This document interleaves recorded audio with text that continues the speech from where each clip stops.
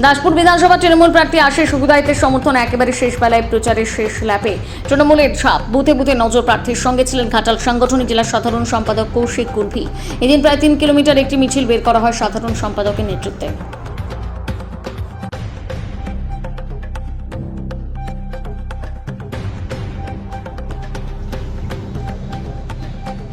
প্রত্যেকটি শরীর ঝলসে যাচ্ছে, কিন্তু সেই ঝলসানোকে অতিক্রম করে ঝলসানোকে পিছিয়ে ফেলে সহকর্মীরা তারা যেভাবে পথে নেমেছেন, আমি তাদের কাছে প্রথমে কৃতজ্ঞতা জ্ঞাপন করি।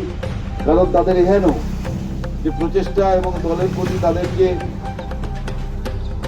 দলের প্রতি তাদের যে আনুগত্য সত্যি আমাকে বিস্মিত করেছে।